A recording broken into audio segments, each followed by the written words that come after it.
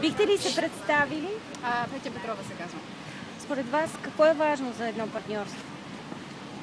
Той има различни видове партньорства, но важното е да си има доверие хората, според мен. Доверието. Независимо дали ще става въпрос за работа или за лични отношения, доверието, да. Доверието е основно. Да. Какво според вас е важно, за да се реализират младите хора в България? Какво се нуждаят? Теди правилно каза, нали, добро образование. Може би да добавим, че за да стартира един млад човек да тръгне на работа, е много трудно в началото да му дадат шанс. Може би и в училищата, и в университета трябва да се застъпи повече да има практика, защото много места няма практика. Аз даже съм чула и за ветеринари, които учат само на теория и такива. Ние сме също студенти, имаме една практика, която не е точно практика, който където намери.